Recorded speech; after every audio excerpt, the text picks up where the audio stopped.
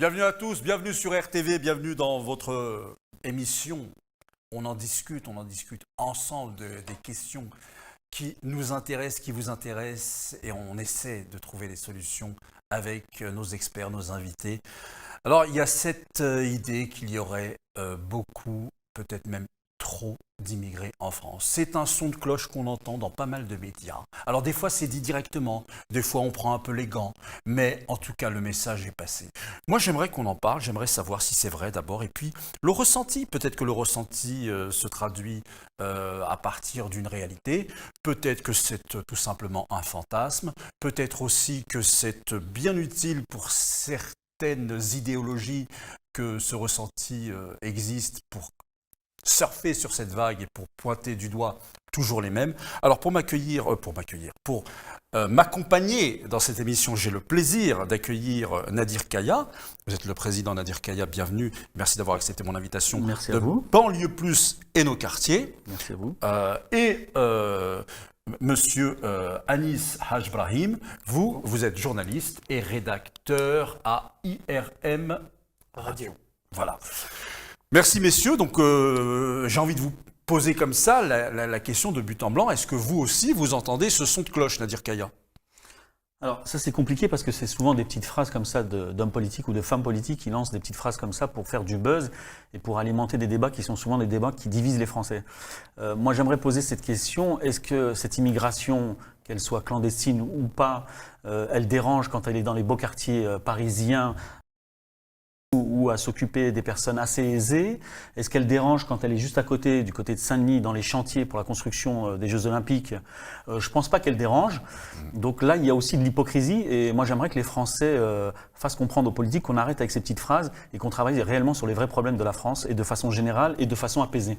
Ouais. On reviendra là-dessus parce que... Anis. Alors, je suis censé être le contradicteur de Nadir là-dedans et tout. Mais je partage plus ou moins ce qu'il a dit au début là-dessus déjà. Mais il y a deux constats que je fais là-dessus. Déjà, on amalgame beaucoup immigration et islam, alors que la religion des gens c'est différent. Il y a des Français de souche qui sont musulmans aussi, je veux dire. Qui se convertit bien sûr. Voilà, la religion n'a rien à voir avec l'origine des gens ou quoi. Et une deuxième chose, c'est qu'on amalgame beaucoup l'immigration légale et illégale. Puisque comme Nadir l'a si bien rappelé, c'est pas vraiment l'immigration légale qui pose problème en France. La plupart des immigrés légaux qui viennent ici, par exemple du Maghreb, on va prendre ça comme exemple, ils viennent ici avec un diplôme généralement pour étudier. C'est plutôt bien encadré. Il y a par exemple 46 000 étudiants marocains qui viennent à peu près tous les ans. On a des chiffres là-dessus. Ou sinon c'est par regroupement familial aussi. Et le regroupement familial, c'est une norme au niveau des lois internationales là pour le coup. Ça c'est un peu... Voilà, on ne peut pas empêcher les gens de s'aimer. Donc, voilà, ça fait partie aussi des valeurs de la France, d'accueillir l'immigration. C'est la France qui a démarré avec de par son histoire, mais aussi ses besoins économiques. Et ça, c'est une réalité aussi des pays européens qui vieillissent de plus en plus. Ils auront toujours besoin d'une immigration. Mais aujourd'hui, quand ces phrases elles sont lancées, c'est toujours pareil. Malheureusement, c'est pas des politiciens qui sont honnêtes et sincères et qui veulent résoudre les problèmes. C'est des politiciens qui veulent continuer à vivre de leur fonction d'homme ou de femme politique sans apporter des solutions. Donc aujourd'hui, ils savent que le public français, ils sont quelque part friands et en même temps, ils ont peur de ce type de débat ou des personnes qu'on pointe du doigt, qui sont souvent liées à l'immigration. Et ça permet de continuer à vivre comme ça politiquement, mais paradoxalement, sans trouver des solutions à l'immigration dite clandestine. Oui, Anis. Oui, parce que j'avais pas fini en fait. Il y a le regroupement familial qui est une des causes principales de l'immigration et c'est une norme, comme je l'ai rappelé. Mais il y a aussi cette spécificité qu'on a en France, par exemple, du droit du sol. Où, par exemple, moi, je suis un enfant du droit du sol, clairement et tout. Mais on voit que c'est pas nécessairement quelque chose de bien. Puisque, par exemple, il y a beaucoup de binationaux qui, on voit plus tard, ils n'ont pas un grand amour de la France. Et c'est important, en fait, de mériter sa nationalité et d'en exprimer la volonté. L'ancien système, par exemple... Mais sur quoi se base-t-on à Nice pour dire, par exemple, qu'ils ne sont pas des aimants de la France ou des amoureux de la France et que, moi, je parle pas du mec de cité qui part en délinquance, etc. Pour moi, c'est pas un mec qui est foncièrement anti-France. C'est un gars qui a des sérieux problèmes et la justice doit s'en charger, mais c'est pas nécessairement un acte Alors à qui anti-France. vous pensez alors? Bah, là, quand je dis ça, c'est par exemple, je sais pas moi, les mecs qui brûlent des bagnoles ou qui vont trafiquer un truc ou un autre, etc. Pour moi, c'est pas nécessairement par désamour de la France qu'ils font ça. C'est plus par rapport à la misère qu'il y a dans certains quartiers, voilà. Non, moi je parle spécifiquement de gens, genre clairement, on voit que ça marche pas en fait la France pour eux. Ils font que aller-retour sur aller-retour en prison. C'est vraiment des cas marginaux. Hein. Là, je vais parler peut-être de... ça ne doit pas représenter plus de 5% des jeunes issus de l'immigration dans ça. Mais justement, Mais ces 5%, ils font tellement de bruit et ils font tellement de bordel que ça se répercute sur l'ensemble des gens issus de l'immigration, comme toi, comme moi. Anis, je m'adresse à vous deux. Hein. Ils font tellement de bruit où on fait en sorte de pointer la caméra sur eux et en les faisant, voilà, sans qu'ils aient rien demandé. Voilà, vous êtes les représentants de millions de personnes. Ah non, du tout. Moi-même, je suis allé en prison d'ailleurs. Enfin, c'est pas une fierté d'ailleurs, mais je me suis retrouvé derrière les barreaux, donc j'ai croisé ces gens-là même IRL. Hein. Et encore une fois, c'est une minorité, hein, puisque même en prison, la majorité des gens, c'est des gens qui veulent se réinsérer, etc. C'est vraiment une petite minorité, mais elle est tellement bruyante qui fait que ça se répercute sur nous tous. On connaît tous, on a tous ceux qui habitent en région parisienne notamment, peut-être été un jour dans un wagon de RER, on tombe sur un jeune, malheureusement le plus souvent issu de l'immigration, qui fait n'importe quoi, qui va agresser des gens. Enfin, ça on le voit, c'est factuel. Et ce mec-là en particulier, va y avoir par exemple quelqu'un qui va le filmer ou quoi, ça va finir sur Twitter ou quoi que ce soit. Et ça va se répercuter sur l'ensemble d'entre nous. C'est-à-dire le jeune qui va se balader, je sais pas moi, qui va se balader peut-être en survêt parce qu'il a envie d'être à l'aise, décontracte. Il va se faire contrôler tous les 200 mètres. Il y a des gens qui vont le regarder bizarre, qui vont avoir des préjugés sur lui.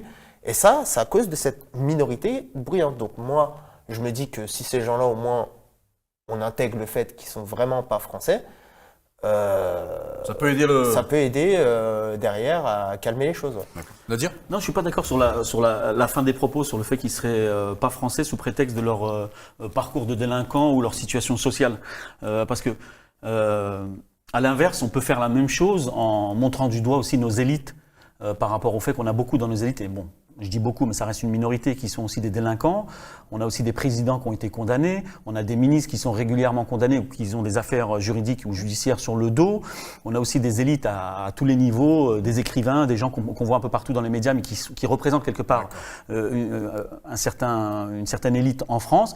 Ces gens-là aussi, si les médias zoomaient comme ils le font en banlieue, je pense qu'on pourrait inverser et comprendre que la délinquance, elle n'est pas propre simplement au milieu social. Même si le milieu social peut parfois favoriser la délinquance, mais on s'aperçoit qu'aussi chez les élites et des gens à responsabilité, ils peuvent aussi être soumis à de la délinquance. On ne se posera pas la question de leur nationalité française, non, bien ou mal. Comme il le disait, après moi, ce qu'il disait sur cette délinquance du quotidien, c'est qu'elle est nuisible. Et elle n'est pas si importante que ça quand on regarde les chiffres par rapport à... On va prendre une cité, moi je suis de Gennevilliers, je suis du Luth. Je suis pas loin. Voilà, c'est une cité environ 10 000 habitants.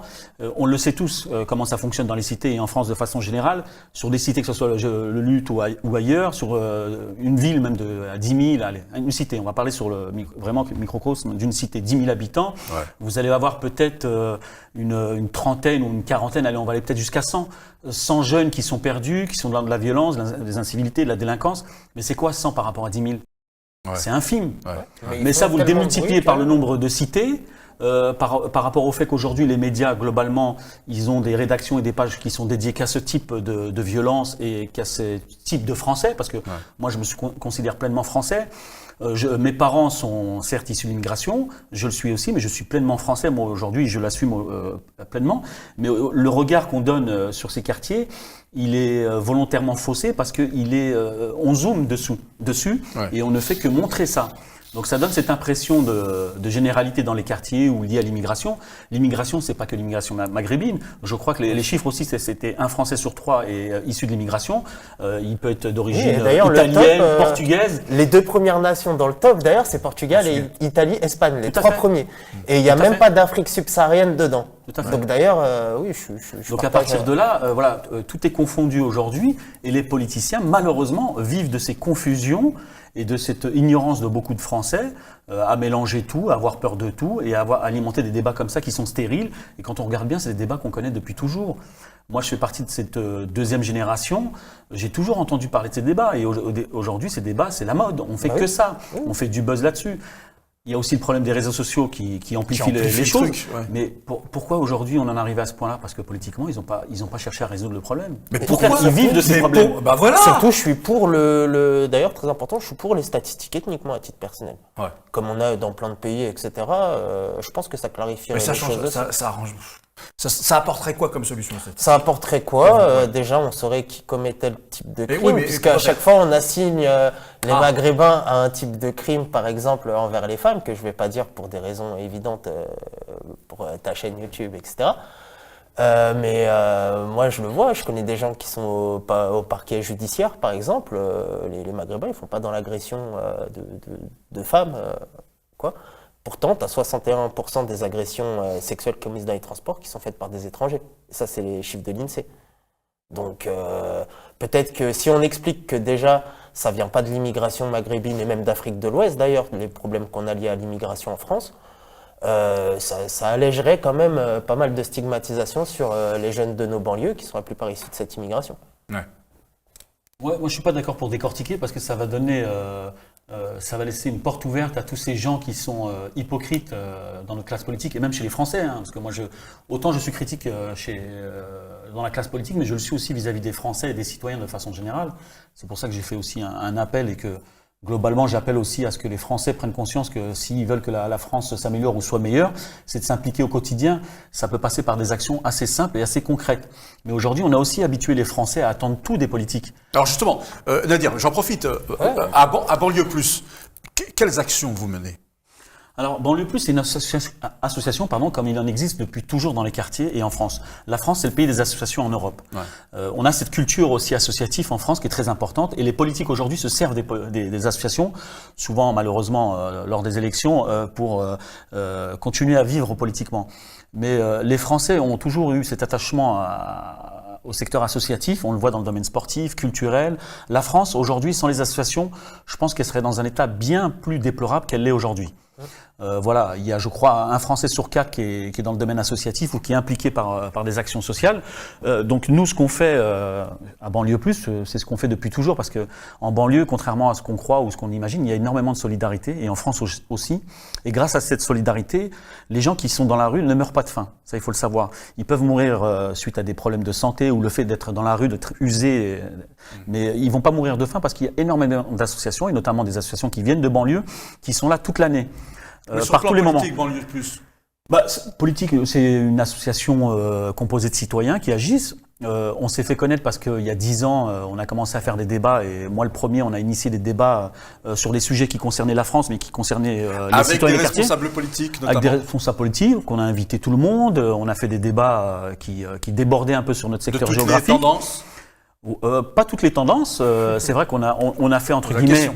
Non, mais on était ouvert à des gens de gauche et de droite de façon traditionnelle. Ouais. Moi personnellement, débattre avec une personne qui est aux extrêmes de gauche ou de droite, moi j'ai pas de débat là-dessus. Je reste un citoyen avec toute l'humilité que j'ai. Je suis pas mieux qu'eux. Après, on peut débattre sur des sujets, s'opposer, parce que ça aussi la vocation à nourrir les débats et puis personnellement à s'enrichir. Mais on est ouvert à tout le monde. Donc l'association, elle fait des actions. On a fait pas mal de choses depuis des années. On a un pôle aujourd'hui qui est plus important, c'est celui de social et solidaire, c'est-à-dire on fait des maraudes depuis maintenant plus de 10 ans. Tous les dimanches, avec des jeunes et des moins jeunes qui viennent de toute la région parisienne, on confectionne des maraudes, des repas. On a aussi beaucoup de gens qui nous donnent des vêtements, donc on essaie de faire une distribution de nourriture, mais également de kits d'hygiène, des vêtements. Ça, on le fait depuis toujours. Donc là, moi, ce qui m'intéresse, et j'en profite parce que vous me donnez la parole, et je vous remercie de l'invitation, et c'est aussi un de mes combats, c'est aussi d'exister médiatiquement, non pas en tant qu'individu, mais par rapport à ce qu'on fait dans les banlieues, parce que on peut parler de la délinquance, l'immigration, mais les banlieues françaises sont un vivier de talents, un vivier de projets, d'actions qu'on ne met pas suffisamment en exergue. Et pour ma part, je pense que c'est volontaire, parce que ça casserait un peu tous les mythes et toutes les images qu'on impose aux Français depuis des années. Déjà, bravo pour votre association, pour le coup. Merci. Puisque en vrai, ça fait pas mal de temps, je vous ai vu sur des plateaux et tout, mais je savais pas pour votre association. Ouais. Et ça montre que vous liez la parole aux actes déjà, puisque la plupart des gens qu'on voit sur les plateaux débattre, etc., ils se contentent d'avoir le même discours, H24, qui répète en boucle. Les creux. Et voilà, c'est creux, Ouais, il ne faut rien derrière, il n'y a pas d'action. Et aussi, ce qui m'a beaucoup marqué, c'est le fait que vous parliez à tout le monde, que vous soyez ouvert à tous. Car en fait, c'est pour moi, le problème qu'il y a aussi avec l'immigration, c'est que, avec l'immigration, là ça parle même plus d'immigration, là c'est même par rapport au quartier en général, hein, c'est que il n'y a pas assez de politique de droite, mais on va dire d'extrême droite, comme le RN par exemple, ou Reconquête qui se rapproche de ces associations. Après bon, Reconquête pour moi ils sont en mort cérébrale, c'est un autre débat. Vous pensez mais, vous pensez vous Anis que le RN devrait se rapprocher d'associations comme celle de Nadir? Encore ouais, faudrait-il tout à fait, qu'il le veuille? Faudrait-il moi- qu'il accepte? Non, Faudrait-il qu'il y trouve un intérêt? Le souci, bon après on a des images du RN et anciennement le Front National. Moi je fais partie de cette génération où j'ai connu les actions du Front National et ce qu'on appelait les colleurs d'affiches dans nos cités qui venaient nous insulter, nous tabasser. Bon, des fois quand on pouvait on répliquait, mais bon, moi l'histoire et puis en tant que franco-algérien, je connais aussi l'essence et l'origine de Comment ce est né mouvement. le mouvement? Monsieur Le Pen, qui pour moi est un criminel contre l'humanité et un criminel parce que par rapport à ce qu'il a fait en Algérie, même. Il y a un soldat qui exécutait les ordres surtout. Ouais, mais c'est pas une raison. Moi, D'ailleurs, petite anecdote, ouais. il a eu un blâme à l'armée, Jean-Marie Le Pen, parce qu'il enterrait les Algériens qui tuaient Qui torturaient. pendant la guerre, Ouais. ou qui torturaient aussi Ouais. d'ailleurs sous les ordres de l'État français. Là-dessus, il n'y a pas non, mais de cachet, il Ouais. n'y a rien à cacher. Il les enterrait en direction. Il les enterrait en Ouais. direction de la Mecque et il demandait, il y avait un halki dans son truc, il demandait de faire une prière musulmane alors que les instructions données par le commandement étaient de les brûler ou de les jeter à la mer. Il y a Rami Belkacem qui en témoigne d'ailleurs. Par dans biais de sa- l'hélicoptère. Ouais. Le jet d'hélicoptère, on appelle Ouais, ça. c'est ça. Et il y a Rami Belkacem qui était un ancien indépendantiste algérien qui a entretenu une grande amitié avec Jean-Marie Le Pen, d'ailleurs paradoxalement derrière, qui en parle dans sa biographie. Donc oui, c'est vrai, Jean-Marie Le Pen il a torturé des Algériens, etc. Il a commis sûrement des crimes de guerre, d'ailleurs, au nom de l'État français. Mais pour moi, là-dessus, c'est un soldat qui exécutait des ordres, quoi, clairement. Enfin, il n'était pas Non. pire que les autres. ça Oui, veut voilà, dire il qu'il n'était pas pire était, que les autres. Et Vous aussi, voulez dire qu'il y avait comme lui ou pire que lui et qui se retrouve à droite ou à gauche aujourd'hui, oui. c'est ça? Et aussi, dans notre histoire, il y a un truc qui aide pas beaucoup pour faire aimer la France à des jeunes issus de l'immigration algérienne, par exemple, comme moi. On parle pas aussi des crimes de guerre que le FLN a pu commettre derrière. Même si c'est un peu une vengeance, hein, on va pas se mentir, hein, c'est une guerre, voilà, ils se sont mais alors vengés, là- clairement. Mais il y a des milliers de pieds noirs, de Français, etc., qui ont été massacrés. Et pieds noirs, eux, c'était pas des soldats ou quoi, les trois quarts, c'était des professeurs, Ouais, mais des alors là- commerçants, voilà. Alors là, je vais. Nadir, Je alors. sais pas si c'est le moment de réagir à ça Ouais, parce que moi je. on fera un plateau là-dessus parce que c'est vrai que Ouais, c'est. peut-être. En tout Non, cas, mais c'est un sujet non, mais c'est important. intéressant C'est parce un que sujet très c'est intéressant. intéressant parce que moi je On va suis. peut-être une réponse et puis on non, passe parce que moi à je la suis suite. pour tourner la page. Ouais. Bah, Mais comment pour tourner la page, il faut. C'est comment, C'est pour tourner ça que la relation franco-algérienne et notamment, bon, je sais pas si avec Macron et Tebboune, même si Macron au départ avait l'air de vouloir régler cette histoire-là avec de bonnes intentions. Ouais, mais Tebboune, je pense il que aime pas l'entourage. trop. Ouais, mais moi Tebboune, Il y a au début jamais eu, j'étais un peu pessimiste par rapport à sa capacité à porter du sang neuf. Je vois qu'au niveau international, il a un certain niveau, donc il peut peut-être aider à certaines choses. Après, c'est toujours pareil. Hein. Ils sont deux, que ce soit Macron ou lui. Pour régler un problème, il faut être deux, et notamment deux présidents. Mais bon, je suis pour tourner la page, mais je pense qu'il faut d'abord aussi se dire certaines choses, quitte à déplaire d'un côté bien comme sûr. de l'autre. Très bien. Et aujourd'hui, Mais- on n'est pas encore prêt, mais- malheureusement. Mais c'est un sujet. Parce que moi, je trouve à l'école, on Toi- parle beaucoup des crimes de guerre français, ce qui est vrai. Les Français ont commis des crimes de guerre, torturé des Algériens, Non, etc. on n'en parle pas tant que ça. Mais Alice, je le dis, Alice, je Alice, pense que je suis le mec pense qui a que été c'est à l'école survol- plus récemment de nous trois là. Je pense qu'ils Alice, survolent plutôt qu'ils Alice, abordent réellement Alice, ces Oui, ils le questions. survolent en Alice, troisième, etc. Mais on derrière, à la en fac parle et pas. tout, On en bah si, parle je suis pas. désolé. À la fac, Et même, mais à la fac, si vous vous inscrivez à une unité d'enseignement Particulière, spécifique sur la ciblée, guerre d'Algérie, bien sûr qu'on Oui, va en parler. mais Non, cette quand vous unité disiez à l'école, d'enseignement- non, mais mais quand cette vous unité- disiez à l'école, je croyais moi que vous Ah parliez non, de non, non, non, du je parle collège pas et du lycée. de. Non, là-dessus, c'est survolé. Non, Voilà, non. voilà. Mais D'accord. non, je parle dans les écoles, etc., tout dans les facs. On parle beaucoup des crimes de guerre françaises qui sont vrais. C'est réel. Hein. Je suis pas en train de dire que la France, elle était bien en Algérie, elle elle a fait des routes Ouais. cadeaux et tout. Ah non, C'était mais- la colonisation Ouais, là-dessus. Il bien n'y a sûr, pas de. bien sûr. Voilà, je tiens à le dire quand même. Parce que je relativise derrière et tout, voilà. Mais. Je tiens à saluer d'ailleurs Jean-Pierre, l'historien Jean-Pierre Guénaud, qui est venu nous voir et qui reviendra nous voir et qui finit un ouvrage très très important qui s'appelle Le viol colonial.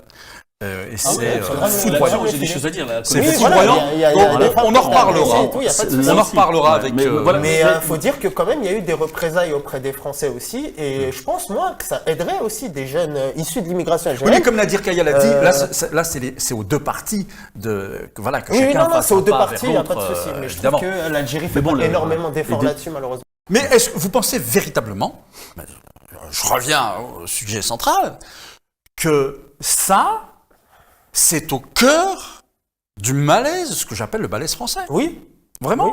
Parce qu'il y a des jeunes qui sont mal informés sur ces choses-là ou qui n'arrivent pas à avoir la maturité, voilà, de tourner la page. De se Mais ça veut dire, dire que si quelqu'un, Anis, si je vous suis bien, si quelqu'un aujourd'hui urine dans un bus, c'est parce que le problème Non. de l'indépendance n'a pas été réglé? non. Alors, Mais ouais. si, par exemple, aujourd'hui, il y a toujours un média de droite ou deux, sans les citer, qui arrive à se faufiler dans une manif de match de foot, par exemple de l'Algérie ou autre, et qui tombe toujours sur une dizaine de cassos qui disent moi, de toute façon, la France, c'est pour les papiers, je la ken.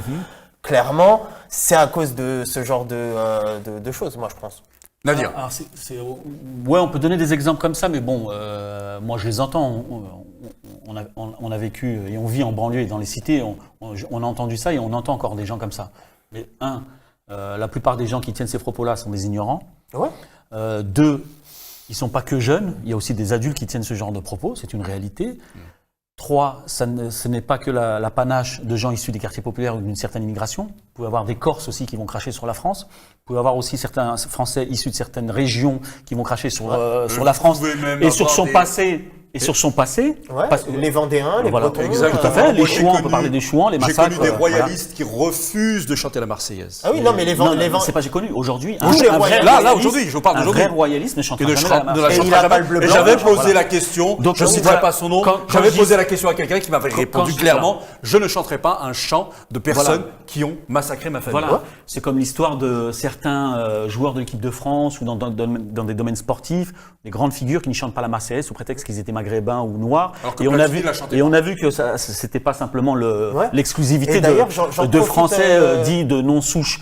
J'en profite juste 2 secondes parce que j'ai un public qui est plutôt à droite et tout. Ils vont regarder l'émission, donc j'en profite. Défendez votre... Sur Benzema, par exemple, il y a une Votre polémique image de sur parce que Benzema, tout le monde lui crache dessus H24 à droite, hein, déjà, alors qu'il est français, il a apporté beaucoup à la France et même à l'international, c'est un des plus grands joueurs de foot de l'histoire. Bref, souvent il y a ce truc comme quoi, ouais, voilà, il chante pas la Marseillaise et tout. Bah sachez qu'il chantait la Marseillaise Benzema à ses débuts en équipe de France et qu'il l'a plus chanté. Pourquoi? Parce qu'à un moment il y avait une période, je sais pas si vous vous rappelez, il marquait pas pendant une dizaine de matchs en équipe de France, il a pu marquer. Et un jour il a pu chanter la Marseillaise et c'était un match contre l'Australie, il avait pas chanté la Marseillaise, il avait oublié ou je sais pas. Et il a marqué. Et il a marqué. Et depuis, vous c'est savez, la les joueurs de superstition, foot, là. ils C'est sont vrai remplis que de les footballeurs sont superstitions, très ils jouent avec un superstitieux. bandage à la main alors qu'il Ouais. est plus Les blessé. footballeurs sont superstitieux. Et d'ailleurs, un de ses derniers matchs en équipe de France là contre l'Allemagne, il avait chanté la Marseillaise. Ils ont besoin d'un rituel. Il a marqué, je m'en souviens plus. Je crois qu'il avait marqué contre l'Allemagne en plus, ouais.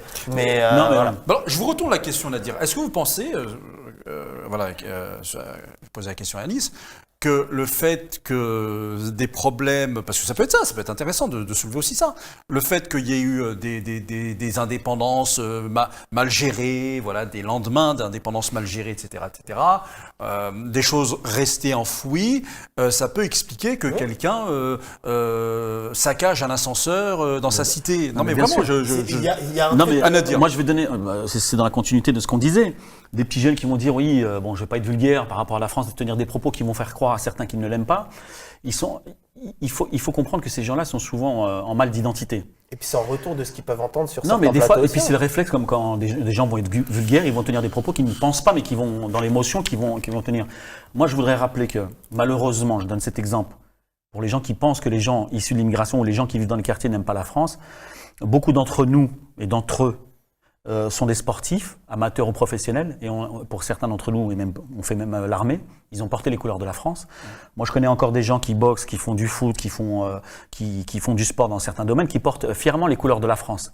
Mais ça, on les met pas en avant et on ne le rappelle pas. Vous avez aussi, ouais, vous avez pas mal de personnes qui peuvent tenir des propos comme ça, mais c'est des propos qui ne sont pas sincères, qui sont le fruit d'une frustration. Non, c'est de la frustration. Et comme je voulais dire dans l'exemple, parce que je suis un peu parti, quand on a aussi des rivalités de jeunes entre cités, entre villes, mais c'est pourquoi? C'est pour un territoire. C'est aussi pour une image qu'on se donne. Donc, quelque part, ces gens-là sont ancrés à leur territoire. Mais ils oublient que ce territoire, c'est la France. Ou c'est une partie de la France. Ouais. Donc, ces gens-là, inconsciemment, aiment leur France, même s'ils en arrivent malheureusement, des fois, à des postures violentes ou condamnables par la justice. Et quant à... Mais on reste quand même attaché, et on le voit même dans le domaine du rap, quand il y a des défis entre certains, même dans plein de choses, on parle de notre cité, de notre ville, donc on est fiers de cette France-là. Mais évidemment. Mais on fait souvent appel à l'autre France, celle de nos parents ou celle qui a été violente ou qui a eu un passé vraiment... Et puis ajoutons une chose, et ça, franchement, je ne les félicite pas, c'est quand ils regardent ces mêmes, en tout cas beaucoup d'entre eux, avec un œil condescendant, avec beaucoup de mépris, avec cette expression, le blédard ou la blédarde, comme si moi je suis de souche supérieure, parce que moi, je suis bien intégré à la France, donc moi, je suis français par rapport à toi qui est un ou une blédard ou blédarde. Vous l'avez déjà entendu, cette expression. Moi, je l'utilise, donc Ah, bah voilà. Donc c'est péjoratif. Il y a une connotation péjorative. Alors, il y a une connotation péjorative. Alors, donc voilà, le côté revendicatif du pays d'origine, ça va. Quand on a à tout bout de champ des gens qui invectivent les autres en leur disant t'es un blédard, t'es une blédarde, ça va. Hein, d'accord. Donc là aussi, il y a quand même une grosse hypocrisie, hein, mais une hypocrisie monumentale qui montre bien finalement le degré d'amour que vous pouvez avoir pour votre pays d'origine. Merci. Non, mais là, là aussi, c'est pas le propre de la communauté maghrébine ou africaine. Moi, je travaille dans une entreprise internationale et j'ai souvent entendu des collègues parler de leurs semblables ou des gens qui étaient de même origine que ces personnes-là tenir ce type de propos. Là aussi, mais c'est vrai que dans nos quartiers, on a entendu ça. Mais le blédard d'il y a 30 ans et le blédard d'aujourd'hui n'est pas le même. L'approche n'est pas la même aussi. C'est-à-dire, quelle est la différence? C'est-à-dire que le blédard d'il y a 30 ans, il venait pour bosser, faire son... Je vais être cru, hein, désolé. Hein. Il venait pour bosser. Par exemple, mon oncle, il est arrivé pour bosser sur les chemins de fer. Après, il a bossé à la cuisine centrale, etc. Enfin, il y a un parcours d'immigration normal. Aujourd'hui, le blédard, on va pas se mentir, c'est le mec qui vend des Malbec à Saint-Denis, qui importune les gens. Ah, c'est aussi le gars ou la fille. C'est aussi... Ah oui, non, c'est pour ça que j'ai dit tout de suite, je vais être cru, je vais être cliché. Oui, mais Anis, je suis désolé, c'est ça aujourd'hui. Anis, c'est aussi beaucoup de Tunisiens, d'Algériens, de Marocains qui viennent hyper formés. Eux, ils viennent généralement... Qui viennent prendre des petits boulots parce qu'ils n'ont pas le... Ils viennent généralement avec une maîtrise de la langue française. C'est Tunisiens, c'est Marocains, c'est Algériens hyper formés, comme tu dis. Ils viennent aussi dans un but d'étudier, de continuer leur bagage, etc. Et pas nécessairement de rester en France après leurs études, d'ailleurs. C'est vrai. Ils viennent surtout profiter de nos universités et même de certains avantages. Faire briller notre culture. Ils n'ont aucun avantage, d'ailleurs, je tiens à le dire aussi, puisque il y a une fake news qui circule en ce moment. Ils n'ont pas le droit aux aides quand ils viennent ici, donc ils viennent vraiment pour étudier. Ils payent leur année plein pot, 270 € et quelques. Mais ça, c'est vos amis de droite qui oui, c'est pour ça que... Et d'ailleurs, c'est pas mes amis de droite, c'est deux personnes en particulier, d'ailleurs. Damien Rieu et je sais plus c'est quoi son nom, mais il est fiché S d'ailleurs et j'ai porté plainte contre lui. C'est un compte qui s'appelle Valeurs Occidentales, etc. C'est juste ces deux personnes-là en vrai qui s'amusent. Mais la droite, ça fait pas mal de temps que elle évite de tomber dans des débats aussi stériles à deux balles. Alors moi, je suis ami avec la plupart des influenceurs de droite, etc. On parle et tout. Il y a pas mal de temps qu'ils ont arrêté, qui vérifient plus leurs news, etc. Mais la droite aujourd'hui, moi, si je peux me permettre, je sais pas ce que c'est que la droite. Pour moi, aujourd'hui, il y a l'extrême droite. La droite aujourd'hui. Et c'est quoi l'extrême droite pour vous d'ailleurs? Ça m'intéresse ça. Comme pour l'extrême gauche, c'est des gens qui ont des positions extrêmes, abusives, qui généralisent, qui globalisent, qui sont pas dans la nuance, qui sont pas. Et vous qualifierez le RN d'extrême droite du coup?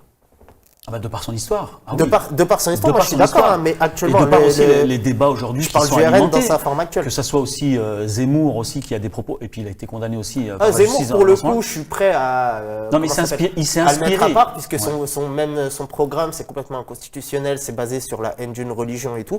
Franchement, je suis pas le mec qui va... J'aime beaucoup Zemmour en tant qu'intellectuel et tout, mais je suis pas le mec qui va le défendre en tant que politique, il n'y a pas de souci. Intellectuel, c'est vite dit, il y a non, plein d'intellectuels. parce que t'as jamais lu de ces bouquins. Si, malheureusement. En vrai, je suis désolé, il développe des choses intéressantes. J'en ai lu plusieurs. Il développe des choses intéressantes dans ces trucs, il n'y a pas de souci. Moi, je suis pas. Mais bref, politiquement, sur Reconquête, je suis presque d'accord avec vous. Mais est-ce que pour vous, le RN, dans sa forme actuelle, vous le considérez d'extrême droite? Parce que moi, je le considère comme un parti de gauche en vrai. Donc ça veut dire que la gauche est d'extrême droite alors? Ou alors extrême? Il faut m'expliquer en quoi le RN est d'extrême droite actuellement. Parce que pour moi, en fait, Moi, j'ai pas de souci. Alors déjà, le lien à l'histoire, et puis on en parlait avant de commencer. Il faut par rapport à l'histoire, le RN a été le Front National. Il a été constitué comme ça. Je ne le nie pas. Moi, je pense qu'aujourd'hui, de par son histoire, et c'est important aussi de le rappeler, même si beaucoup des gens du RN ne souhaitent pas qu'on réfère à cette histoire-là, mais elle est importante parce que c'est comme pour toi, c'est comme pour moi, c'est comme pour toi. On a des parents, on a une histoire, et cette histoire-là, elle a aussi encore une influence aujourd'hui. Après qu'on le comprenne ou pas, c'est un autre débat. Dire François Mitterrand, il a été collabo, il a été ministre pendant la guerre d'Algérie. Il a été ministre pendant la guerre d'Algérie. Il a sa part de responsabilité. Il a dit l'Algérie c'est la France à plusieurs reprises. C'était un des plus acharnés. C'était un des plus acharnés de l'Algérie française. Pourtant nos parents, nos grands-parents, ça les a pas empêchés de voter Mitterrand. Et puis c'était souvent des gouvernements de gauche aussi qui étaient liés à la colonisation. Mais du coup, j'ai pas de débat là-dessus. Mais du coup, personne ne dit que Mitterrand il est d'extrême droite. Ça a pas empêché nos grands-parents de voter Mitterrand. Donc j'aimerais savoir en quoi le RN dans sa forme actuelle est considéré comme d'extrême droite. Moi, alors parce que je n'ai pas fini, lié à son histoire, c'est important. Donc de par son histoire, c'est son ADN. Donc si vraiment aujourd'hui ils ne se considèrent pas d'extrême droite, je les invite à dissoudre ce parti et à fonder un parti qui correspond à leurs valeurs et à leurs idées d'aujourd'hui. Ils ont dissous le Front National pour faire le Rassemblement National. Non, le Rassemblement National, c'est une technique politique pour changer de nom et pour se débarrasser de ce qui leur colle à la peau, c'est-à-dire leur histoire chez eux. Ah, mais ça, c'est leur problème interne, parce qu'il y a toujours plus extrêmes ou moins extrêmes. Voilà, même Zemmour qui qualifiait Marine Le Pen de pas suffisamment extrême avec les uns et les autres. Pour moi, je le dis en tant que simple citoyen issu des quartiers et banlieusards affirmés, les extrêmes pour moi, ou de gauche comme de droite, pour moi, ce sont des gens qui polluent en fin de compte les réalités de la France. Et c'est ce qui fait qu'aujourd'hui, on n'avance pas depuis des années, parce que c'est des idéologies qui s'opposent naturellement, mais qui ne sont pas constructives. Ça prend du temps, mais je peux vous poser une question là-dessus, Alice. Vous savez, le RN veut gagner les élections. Dit-il. Non, dit-il, parce que des fois on n'est pas sûr. Des fois on peut se poser la question. Mais admettons. Vous ne pensez pas que ça peut être, et j'essaie de nuancer au maximum, une stratégie aussi de montrer patte blanche, comme on dit, et donc faire un petit peu le ménage, et puis une fois qu'on sera au pouvoir, si on y arrive, eh bien, à ce moment-là, on montrera notre vrai visage. Et que voilà, en réalité, l'ADN, comme le dit Nadir Kaya, est bien là, l'historique est bien là, les fondamentaux sont là. Bon, on les met un petit peu en retrait, parce que on comprend bien que dans la course électorale, vaut mieux. Et d'ailleurs, ça nous arrange bien qu'il y ait un Zemmour. Il se passe quoi? Marine Le Pen, elle est élue présidente, le lendemain, on va tous avoir un billet d'avion pour le bled. Je termine là-dessus. Ça nous arrange bien qu'il y ait un Zemmour pour qu'on dise, voyez, c'est pas nous l'extrême, regardez, c'est lui là-bas. Vous voyez? Donc voilà, ça peut être aussi juste une stratégie, non? Non. En fait, mais la gauche l'a utilisé aussi pendant des années pour faire monter le RN. Ça s'appelle de la politique. Le cinéma antifasciste, comme disait Jospin d'ailleurs. Le théâtre antifasciste. Donc vous voyez, vous Anis, que vous invitez, par exemple, nos concitoyens d'origine maghrébine à s'intéresser au Rassemblement National. Je pense que c'est aussi comme ça qu'on peut faire changer leur mentalité. En fait, pour moi, même pour être honnête, à part le fait qu'elle veuille interdire le voile, Marine Le Pen, et encore c'est déjà il n'y a pas qu'elle, et encore c'est un truc un peu démagogique puisque c'est pas constitutionnel quand on regarde, etc. Elle pourrait techniquement pas le faire. à part par référendum, mais les Français sont contre le voile, mais ils sont aussi contre l'interdiction du voile, puisqu'on est un peu placé. Oui, mais ils sont plus, en termes de pourcentage, contre le voile que le fait de vouloir être non, c'est contre l'inverse, de l'interdire. Oui, ils sont contre l'interdiction à 78%, je crois, un truc comme ça, et ils sont contre le voile à 67%. Donc en vrai, il y a plus de Français contre l'interdiction que contre le voile. Qu'est-ce que c'est que ces sondages? Mais, Mais qu'est-ce que c'est que ces ah, c'est sondages? l'INSEE, Mais qu'est-ce que c'est que ces questions qu'on va poser aux Français? Ça, Êtes-vous c'est une bonne pour ou question, ça. contre, Ouais, faudrait je recevoir sais un mec pas de moi. l'INSEE. Qu'on leur demande, êtes-vous pour ou contre la peine de mort? Et on verra la réponse à ce franchement, moment-là. pour moi, Eh ben, vous voyez, mais on verra ouais, la moi aussi. réponse à ce moment. On sera Mais, bien avancé. Pour moi, clairement, à part cette mesure-là qui est plutôt controversée, il n'y a rien qui me choque dans le programme de Marine Le Pen, en vrai de vrai. Vraiment, même la priorité Nadir, nationale, non, les gens oui, par rapport confondent à- priorité nationale et priorité ethnique avec Marine Le Pen. Mais priorité nationale, c'est-à-dire priorité pour les citoyens français. Ouais. C'est un truc qu'il y a dans tous les pays. Justin Trudeau au Canada, on ne dit pas qu'il est d'extrême droite, ça se passe comme ça au Canada. Il faut travailler pendant 5 ans si tu es étranger avant de recevoir des aides. Donc là, Alors, oui, Nadir, là, c'est vraiment, répondez, ça, c'est Nadir. vraiment une idée d'extrême droite, de prioriser la nationalité par rapport à autre chose. Donc Justin Non, Trudeau mais au Canada, il est d'extrême droite. Je vais te donner un exemple par rapport à ce que tu me demandais tout à l'heure sur le fait que. Oui, mais attends, il y a l'exemple Justin qui- Trudeau, il est d'extrême droite. Je connais pas l'individu. C'est le Premier ministre canadien, il est très progressiste, Ah oui, mais alors ça, c'est- ouais, non, il a très des proche de la messages de communauté l'Aïd, oui, oui, ouais, très il a des proche, messages de l'Aïd, on et lui a cet homme-là reproché- est d'extrême droite. Du coup. Je connais pas réellement, je pourrais pas me positionner. Non, mais c'est quelqu'un qui est très proche de la communauté musulmane et on lui Oui. a reproché pendant Ouais, un petit bout de et temps. il est Je sais. d'extrême droite du coup ce mec-là. Non, mais Justin Trudeau, C'est- il a une autre cette stratégie proposition qu'il peut avoir, intéressante. moi pour moi, mais c'est culturellement au Canada, c'est encore autre chose. Il choisit son immigration. Les pays anglo-saxons bah fonctionnent voilà. comme ça. Ouais. C'est sélectif. Non, mais- C'est leur histoire à eux. Là, on reste C'est sur une le autre domaine histoire. français. Juste un mot, Nadir, c'est une autre histoire, c'est que le Canada, vous avez cet espace francophone où ils veulent être de moins en moins minoritaires aux anglophones. Donc, le fait d'inviter, etc., de parler en français, de souhaiter l'Aïd, etc., c'est aussi une façon d'attirer des musulmans francophones de préférence. Oui, je sais, il y a pas mal pour d'Algériens qui vont gonfler au Canada, un petit d'ailleurs, peu, maintenant, ils pour ont compris, gonfler hein. un petit Ouais, peu, ouais, pour faire moi, j'ai l'équilibre, un pour peu, faire ouais. l'équilibre avec les anglophones. Non, mais Nadir, l'approche, allez-y. elle est différente. On peut pas Intéressant, comparer les c'est pays intéressant. anglo-saxons avec la France et sa façon de Et bah, fonctionner. tous les autres pays Mais du je vais- monde, la je- plupart, il y a la ouais. priorité nationale dedans. Ouais, je vais Ça te veut donner un dire que exemple tous par les rapport à pays sont d'extrême droite. Il y a Nader, en évoquant un petit peu la sournoiserie du RN ou du FN dans leur posture. Moi, l'exemple du 1er mai. Quand je te dis quand il faut tourner la page et que le RN aujourd'hui ne le fait pas parce que c'est dans son ADN et il l'assume. Le 1er mai, c'est-à-dire. Le 1er mai.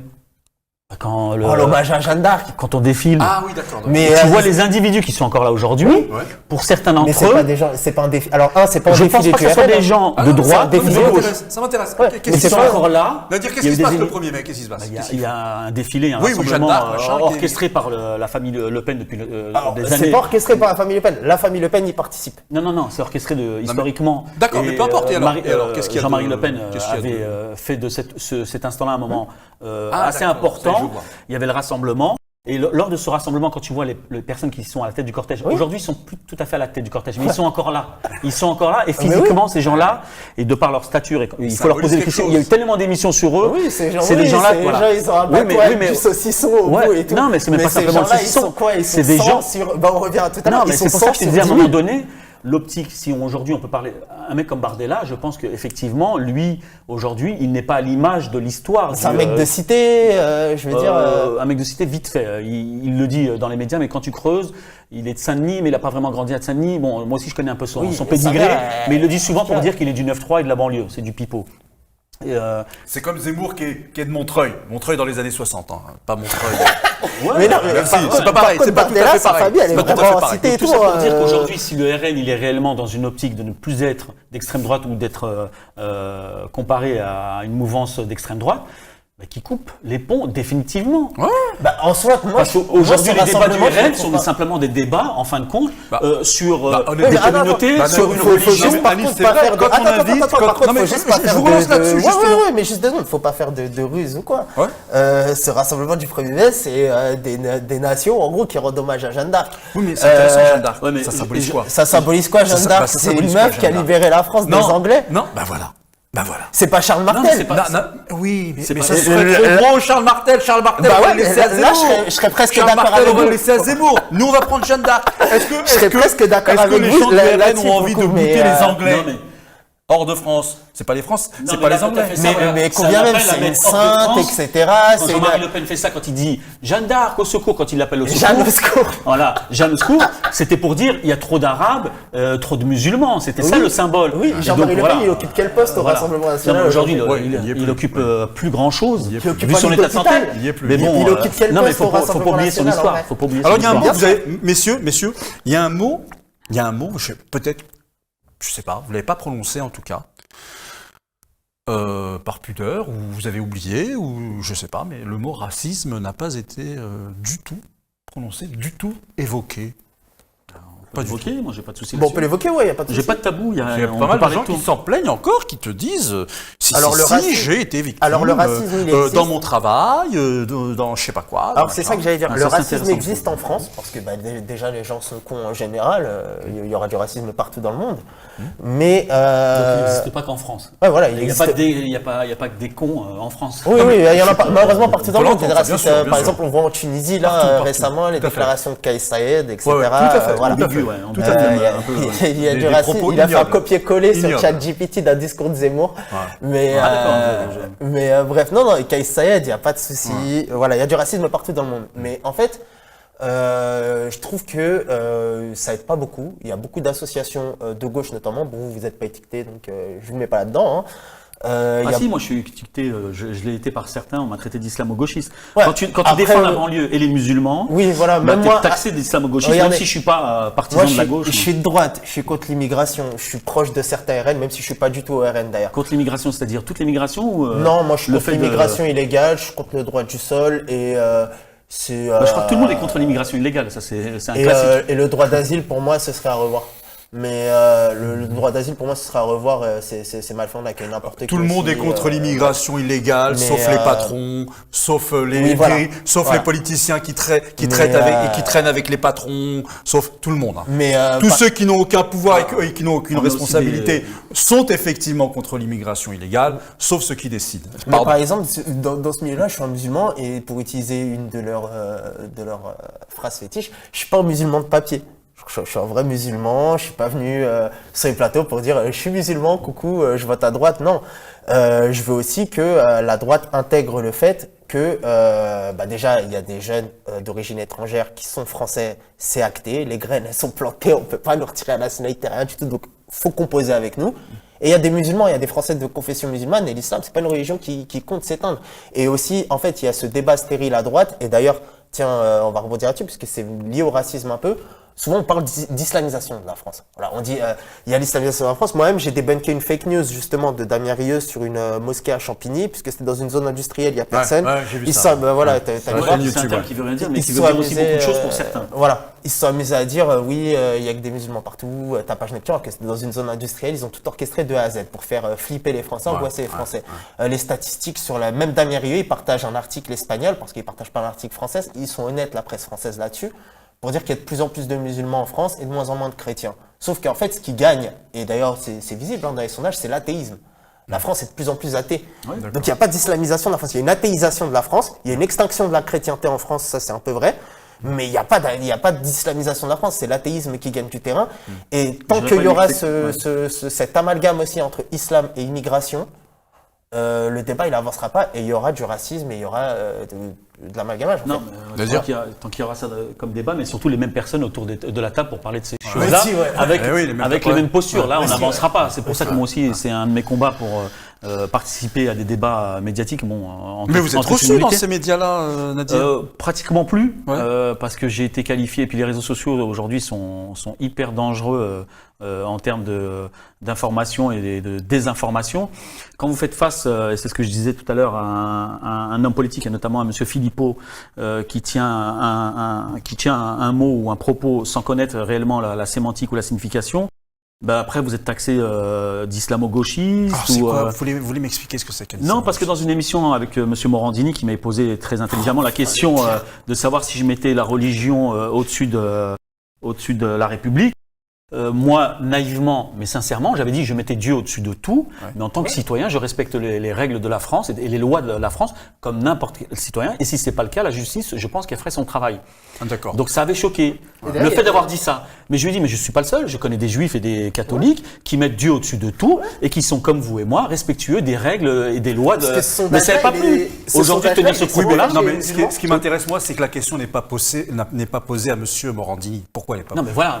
C'est-à-dire Mais c'est ça, en fait, c'est ça pour moi ce qui pose problème, c'est qu'on la pose toujours au même, cette question.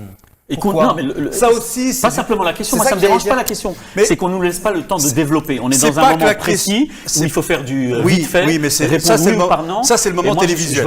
C'est sûr que le moment télévisuel, on n'a pas forcément le temps. Mais que la question soit posée toujours au même. Oui, cette question la pose aux catholiques, ils vont dire la même chose. Jésus, il est au-dessus de la République et c'est leur croyance. Ils leur poseront pas. Mais du moment qu'il obéit ensuite à la loi républicaine.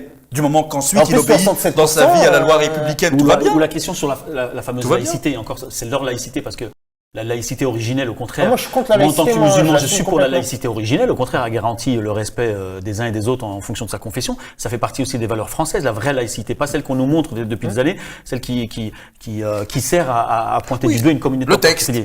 Voilà, je finis là-dessus, mais si tu veux, moi, je veux bien répondre sur la question du racisme parce que c'est super intéressant. Ouais. Et pour avoir creusé un peu, moi, le racisme, je pense qu'il y a deux éléments à voir. Il y a la définition du mot racisme. Ouais. C'est vraiment, et je pense qu'il y a des Français qui sont racistes, mais qui sont extrêmement minoritaires, c'est-à-dire qui pensent appartenir à une race supérieure à d'autres, et cette posture de domination. Il y a des Français comme ça. Ouais. Et quand je dis français, dans leur globalité, qui pensent être supérieurs à un noir ou un arabe, ou un arabe qui va se sentir supérieur à un maghrébin ou un arabe ou un autre parce qu'il pense être au-dessus. Ouais, ça, c'est le livreur Uber Eats là, qui insultait la femme noire. Donc le vrai racisme, c'est celui-ci, c'est celui qui pense qu'il y a une hiérarchie des races et qui pense faire partie de la race. Mais qu'il y a des races supérieures. Il y a des races différentes. Par contre, il y a beaucoup de Français qui tiennent des propos racistes. Et là, moi, je fais le distinguo. D'accord. Ouais.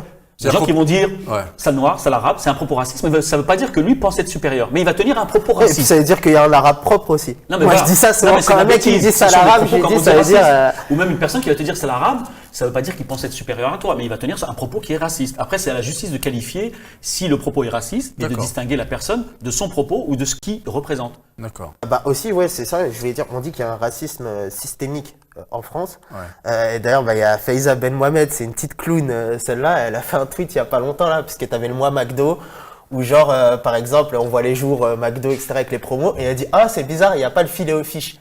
Et au début, je croyais que c'était un code parodique, quoi, mais, parce que la meuf, elle est, ceux qui connaissent, voilà, dans je la connais un peu, j'étais chroniqueur avec elle à France Maghreb 2.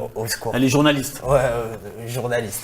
Et en gros, elle a ses opinions. Hein. Ouais, oui. De là à se plaindre qu'il n'y a pas de filet aux fiches et derrière traiter McDonald's d'islamophobie. Non, ouais, après j'en rentre pas là-dedans. Voilà, je sais qu'aujourd'hui il y a beaucoup de gens qui manipulent l'opinion publique sur le terme islamophobie ou sur la tendance islamophobie, que ce soit des musulmans comme des non-musulmans. Ouais. Et on dit clairement que voilà, il y a un racisme systémique, etc. Non, il y a des gens racistes. Mais il n'y a pas de racisme systémique, on a un système qui est plutôt bien fait en France. C'est juste qu'il faut faire... ça dépend du secteur. On peut parler du racisme systémique dans la police. Parce que l'institution, il y a des choses à dire et à revoir. Et l'histoire, là aussi, malheureusement, elle le démontre très simplement. Le contrôle aux faciès. Ah oui. La France condamnée. Mais ça, c'est des postures institutionnelles dans la police. Mais ça, c'est une instruction qu'ils ont. C'est certains policiers qui sont racistes, en fait. Non, c'est plus compliqué que ça. Ça monte aussi au niveau de la hiérarchie jusqu'au ministre. On laisse faire certaines choses, on impose certaines choses. Et donc ça... Il est d'origine maghrébine, le ministre. Oui, mais ça veut rien dire. C'est ce que je disais tout à l'heure. Le racisme, il n'a pas de couleur. C'est une question d'individu et d'ignorance ou de voilà. Là aussi, dans les institutions de la police, et la France a été condamnée plusieurs fois pour pas mal de choses à ce niveau-là. Oui, donc moi-même, je suis déjà contrôlé au faciès. Mais pour moi, c'est certains policiers qui sont racistes. C'est pas les instructions qu'ils ont. De la part de certaines personnes, encore aujourd'hui, dans la police et même dans d'autres secteurs, qui ont encore ces réflexes-là. Merci en tout cas, messieurs. On n'a évidemment pas fini de débattre sur ces questions qui sont importantes parce que, vous le disiez Nadir, hein, c'est déjà se mettre d'accord sur la question elle-même, hein, avant de voir quelle solution. On n'a pas évoqué mon appel. Ah, alors on termine là-dessus. Si je peux me permettre. Oui, justement, oui, bien sûr. Parce que je crois que c'est quand même quelque chose d'assez inédit parce que. Alors l'appel, de quoi s'agit-il ? C'est un appel citoyen à la conscientisation des gens issus des quartiers populaires pour enfin regarder nos pieds. C'est-à-dire qu'on est historiquement. Alors regardez-les, ils sont là. Historiquement, pardon, on a été habitué à parler de de choses qui sont tout à fait légitimes, c'est-à-dire du racisme, depuis maintenant 20 ans de l'islamophobie, de lutter face à ça, aux violences policières, et c'est tout à fait légitime parce qu'elles existent et c'est des réalités. Mais on regarde la France que d'un œil, c'est-à-dire qu'on ne regarde pas de l'autre œil ce qui ne va pas dans nos quartiers. C'est-à-dire cette violence dont certains politiques aujourd'hui se sont emparés depuis des années ou ne vivent que de ça. Moi, j'aimerais qu'on parle des trafics de drogue. On le voit aussi malheureusement avec Marseille, où maintenant, toutes les semaines ou plusieurs fois par semaine, il y a des drames, il y a des gens qui s'entretuent à cause des trafics et pour les trafics. On a aussi le problème des incivilités. C'est des réalités dans nos quartiers. Ça, faut en parler. Il y a des gens qui, politiquement, ne parlent et ne vivent que de ça. Aujourd'hui, c'est à nous de s'accaparer ces problèmes-là parce que c'est un mal qui est dans nos entrailles. C'est dans nos quartiers. Moi, je fais partie de cette génération où j'ai connu la banlieue sans deal. Je l'ai vu arriver fin 70, début 80, jusqu'à maintenant. J'ai vu l'évolution de nos banlieues. Donc à un moment donné, je veux bien qu'on parle de racisme et de combattre les violences policières ou certaines violences policières, mais j'aimerais aussi qu'on combatte et qu'on se regarde en bas, qu'on se regarde dans les yeux dans les quartiers et qu'on commence à aborder les vrais problèmes, notamment liés à la violence des trafics et des incivilités. D'accord. Dépénalisation du cannabis. D'accord. Alors ça, c'est encore un autre débat, mais j'aimerais qu'on parle vraiment de ça dans nos quartiers et comprendre qu'il ne faut pas attendre là aussi tout des politiques, mais si tous les citoyens des quartiers populaires, voilà, conscientiser les habitants sur le fait de s'impliquer en bas de leur immeuble et dans leur ville, dans leur cité, pour régler en partie ces problèmes. Et d'ailleurs, de plus en plus, il y a il y a de plus en plus justement de jeunes, souvent d'ailleurs issus de l'immigration, qui font des maraudes sécuritaires maintenant dans les quartiers, à Nantes notamment. Ils avaient retrouvé le meurtrier de Nadia Hussein. C'était une femme voilée qui avait été agressée massacrée même à coups de couteau par un Pakistanais, je crois, ou un Hindou. Ah oui, je me souviens. Et il l'avait récupéré. C'était des jeunes de Nantes. Donc il y a maintenant des maraudes sécuritaires qui sont organisées. Pour le coup, heureusement que la police est intervenue ensuite. Merci à tous les deux. Je vous dis à bientôt pour un autre numéro de votre émission On en discute sur RTV.